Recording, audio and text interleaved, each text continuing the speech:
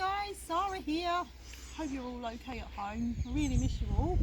Thought I'd do a little video today about making a nice flatbread. We've decided not to do it on sticks at the minute because sticks might be a little bit unhygienic at the present time. So we decided to do a nice flatbread in some foil, which we have here. And we have some plain flour. We have a pot to do our mixing. We have some water. And we have some lovely herbs. So I've selected sage and rosemary today, but there are millions of different things you can do in your bread. You could do some onion, you can do some garlic, make a nice garlic and onion bread, put a bit of cheese on, or you could even go down the sweet route, depending on what mum and or carers mind you having. You could have a bit of honey on the top, or even a bit of chocolate spread, but don't tell anyone. Okay, so the first things first. Before I started, I washed my hands really well, singing happy birthday twice, but also you can wear gloves as well, nice gloves if you feel even more like you want to be a bit more hygienic, that's fine too. Okay, so what we're going to do, we're going to start off with pouring our flour in. Now this recipe is very, as you've probably, I don't know if some of you have probably made dough before, you don't have to be too worried about measurements. Okay, so we're going to do it by eye. So it's a little bit relaxed. So we're going to pop in some flour. There we go. And there we go. That's about how much flour I've got. There's a little bit of a, about a quarter of a weight of a pan. But you can use as much as you like, as much bread as you want to make really. But it's probably best to start off doing a small amount just so that you get used to making your dough, because it can get harder with trying to make a big lump. There we go. And I've made a little well in the middle, which is where I'm going to start pouring my little drops of water. So I'm not ever going to need that much water. So I just pop a little drip in. And then it's all about getting your hands in there, hence why you have to be so clean. Anyway, in cooking you have to be clean, but this is a definite one because you are going to be using your hands.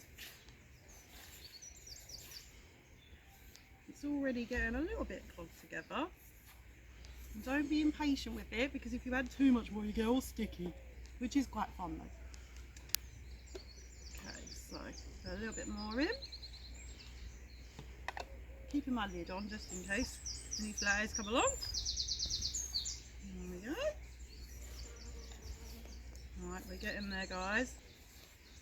So if you've got a parent or carer with you when you're doing this activity, you could get a knife and do some chopping with your herbs, but they're quite easy to use with your fingers and just break them all up into little pieces. But if you did want to do a little bit of practicing with different tools and you've got someone with you and you're all safe, then that's fine. But I'm going to use my hands today. So I'm just going to get off the surface. So we're getting there. Can you see it's starting to stick together a little bit? It's just starting to go. So while that's happening, I'm going to add some herbs. So I'm going to add my rosemary first. So I'm going to pick some bits off, but then I'm going to break them in halves again, just to get that lovely smell and fragrance out, and it'll give you a bit more flavour. There we go. Oh, I think I need a bit more because I want it to be really fragrant and rosemary smelling. There we go. And then we mix that one in a little bit. So we do a little bit more.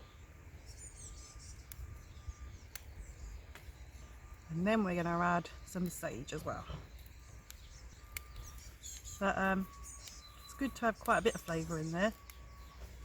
So it'll make it extra tasty. So I'm doing 2 leaves of sage in my one today. Again, breaking it all up. And as I'm doing it, I can smell all the lovely herb aromas coming up. So I'll just mix that around a bit with my fingers again. And it's time to add a bit more water. There we go. Just a little fraction more. And we mix around. And it's coming together nicely, so I'm just rubbing it together a little bit You see? Just adding little by little by little. Try not to get carried away and put too much in, because then you'll get all stuck together. So we're nearly there. Can you see? It's starting to stick together quite well. Just needs a little bit more water. This is the testing time. Not too much.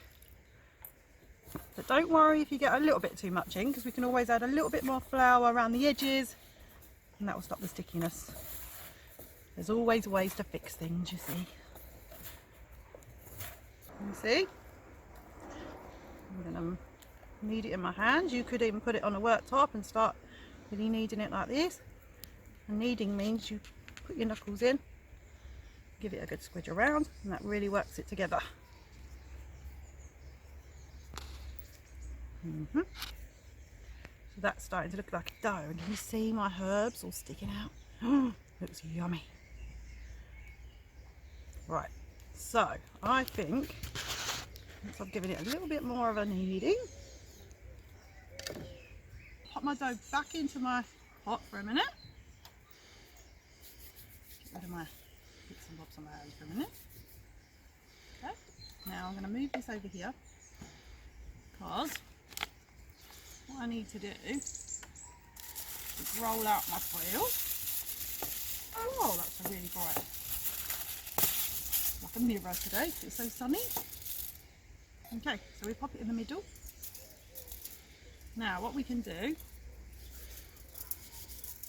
just get all the bits together a bit. And although that looks really nice and look almost like a roll, it probably wouldn't cook very well like that. So we're going to flatten it down so it gets a fair chance of cooking nicely. And then it's not got so far to cook through to the middle. Like that. You know, that would make it quite a fair lunch, wouldn't it? Imagine with a nice bit of soup or something like that. It's good. So what I'm going to do is be really fancy now, and I'm going to stick a little bit more herbs on top and make it look really cool, like you'd buy in Sainsbury's. But even better because it's homemade, you see. So I'm going to make a little, you could even make a lovely pattern. I know some of you are so arty out there. I'm sure you'd love to sit and make maybe a face in it or something like that with your different things that you're using. Endless possibilities with this. And then we're going to wrap it up and fold it in like a little present. And there we go. Try and be as neat as possible so you can undo it nice and easily once you've given it a hold.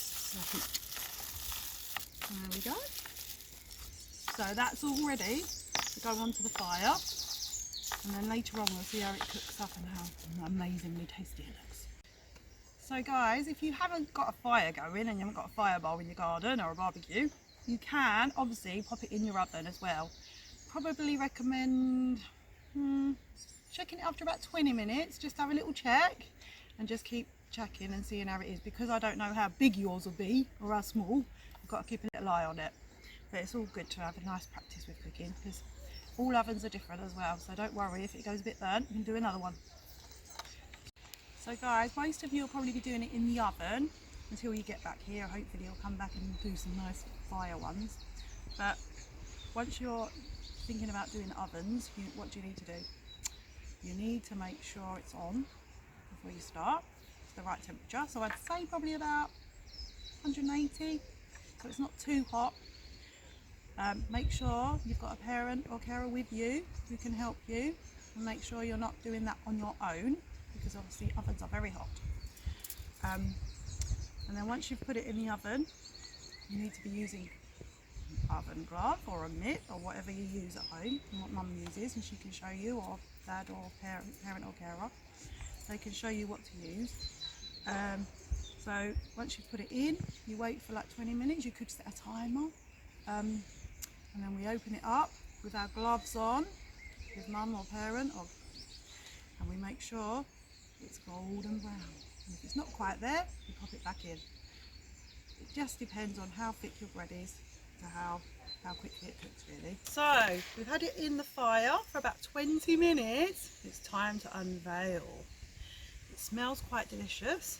So I've got my nice clean chopping board ready to serve. I'm just going to unveil. And there we have a little bit stuck with the foil, but we can prise that off. There we go. So just be careful when you take your foil off, you might need to just scrape a little bit off, but can you see all the herbs have cooked beautifully on top? So that was in for about 20 minutes on the lovely hot fire. And it feels nice and crispy on the top, but you can feel it's a bit squishy inside, so that'll be really tasty. Okay, good luck with yours guys and enjoy.